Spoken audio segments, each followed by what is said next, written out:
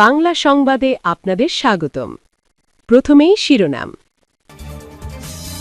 ঢাকা বিশ্ববিদ্যালয় শিবিরের নতুন কমিটি। ১৯ বছর পর বগুড়া সফরে যাচ্ছেন তারেক রহমান। একপক্ষীয় আচরণ হলে নির্বাচনের প্রয়োজন নেই, হাসনাত। গোলামি নয়, আজাদির জোট বেছে নিয়েছি, নাসিরউদ্দিন পাটোয়ারি। ঢাকা বিশ্ববিদ্যালয় শিবিরের নতুন কমিটি ২০২৬ সেশনের জন্য। বাংলাদেশ ইসলামী ছাত্র শিবির ঢাকা বিশ্ববিদ্যালয় শাখার সভাপতি নির্বাচিত হয়েছেন মুহাম্মদ মুহিউদ্দিন।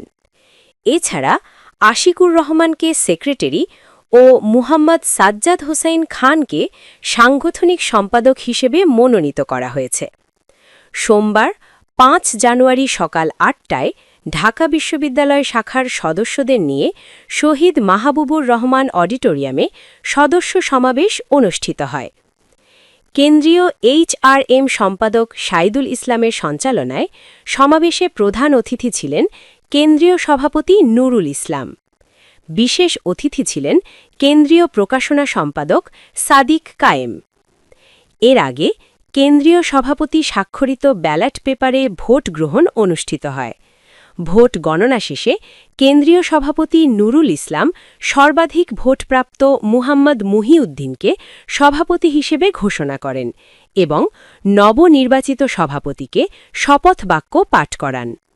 সদস্যদের পরামর্শের ভিত্তিতে নবনির্বাচিত সভাপতি মুহিউদ্দিন শাখা সেক্রেটারি হিসেবে আশিকুর রহমান ও সাংগঠনিক সম্পাদক হিসেবে মুহাম্মদ সাজ্জাদ হোসাইন খানকে মনোনীত করেন। ১৯ বছর পর বগুড়া সফরে যাচ্ছেন তারেক রহমান। বিএনপির ভারপ্রাপ্ত চেয়ারম্যান ও বগুড়া ৬ সদর আসনের প্রার্থী তারেক রহমান দীর্ঘ ১৯ বছর পর আগামী ১১ জানুয়ারি বগুড়া সফরে যাচ্ছেন। ঢাকার বাইরে এটিই তার প্রথম সফর হতে চলেছে। এখান থেকে তিনি রংপুরে যাবেন।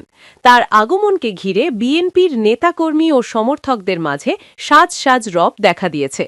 প্রিয় নেতাকে এক নজর দেখার জন্য সবাই অধীর আগ্রহে অপেক্ষা করছেন।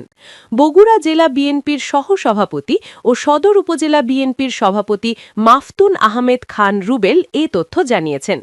বগুড়া জেলা বিএনপির সূত্র জানায়, তারেক রহমান ১১ জানুয়ারি সন্ধ্যার দিকে বগুড়ায় পৌঁছবেন। রাতে তিনি একটি হোটেলে রাত্রিযাপন করবেন। পরদিন ১২ জানুয়ারি বেলা ১০টায় শহরের আলতাফুন্নেসা খেলার মাঠে তার মা সাবেক প্রধানমন্ত্রী বেগম খালেদা জিয়ার সুস্থতা কামনায় জেলা বিএনপি আয়োজিত গণদোয়ায় অংশ নেবেন। সদর উপজেলা বিএনপির সভাপতি মাফতুন আহমেদ খান রুবেল জানান, ১২ জানুয়ারি সকালে গণদোয়া শেষে তারেক রহমান শহরের ৭ মাথা, ৩ মাথা ও মাটিডালি হয়ে মহাস্থানে হজরত শাহ সুলতান বলখি মাহি সাওয়ারের মাজারে যাবেন। সেখানে মাজার জিয়ারত শেষে তিনি রংপুরের উদ্দেশ্যে রওনা দেবেন। রংপুরে তিনি জুলাই শহীদ আবু সাইদের কবর জিয়ারত করবেন।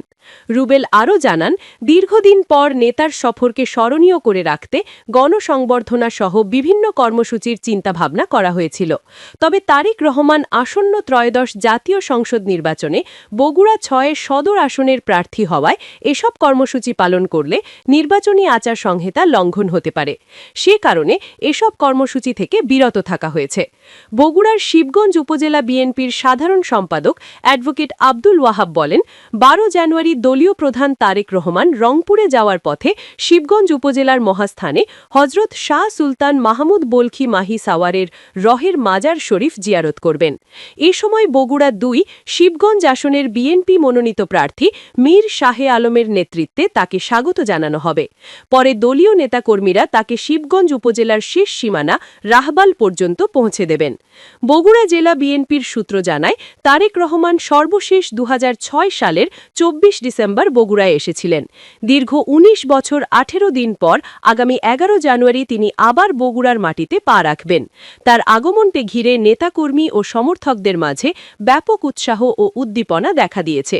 তাকে এক নজর দেখার জন্য সবাই অপেক্ষা করছেন। গোলামি নয়, আজাদির জোট বেছে নিয়েছি, নাসিরউদ্দিন পাটোয়ারি। আধিপত্যবাদ, সন্ত্রাস, দুর্নীতি, চাঁদাবাজি ও লুটতরাজির বিরুদ্ধে মানবিক মর্যাদা, সার্বভৌম ও ইনসাফ ভিত্তিক বাংলাদেশ গড়ার লক্ষ্যে আজাদী পদযাত্রার ডাক দিয়েছে জাতীয় নাগরিক পার্টি এনসিপি। এরই অংশ হিসেবে আজ কর্মসূচির শুরুতে আধিপত্যবাদ বিরোধী শহীদ শরীফ ওসমান বিন হাদির কবর জিয়ারত করা হয়েছে।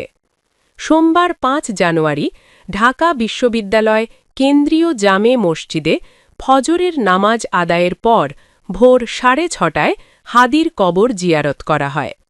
এ সময় ঢাকা ৮ আসনের সম্ভাব্য সংসদ সদস্য পদপ্রার্থী ও এনসিপি নেতা নাসিরুদ্দিন পাটোয়ারি, জাতীয় ছাত্রশক্তির ঢাবি শাখার সভাপতি তাহমিদ আল মুদাস্সির, সেক্রেটারি আল আমিন সরকার সহ বিভিন্ন পর্যায়ের নেতাকর্মীরা উপস্থিত ছিলেন।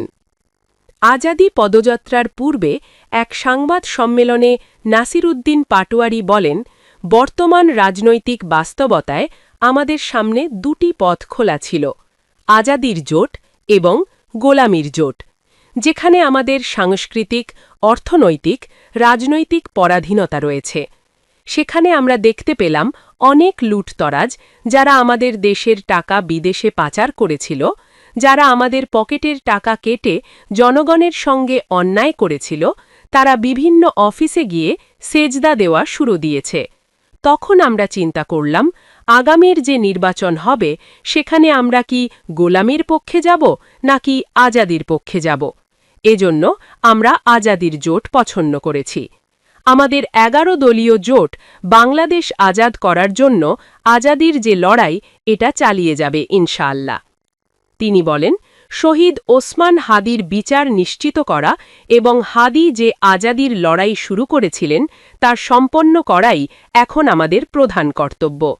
ওসমান হাদির কবর জিয়ারতের পর তার আকাঙ্ক্ষা ধারণ করেই ঢাকা বিশ্ববিদ্যালয় এলাকা থেকে আজাদী যাত্রা নতুন করে শুরু করা হয়েছে।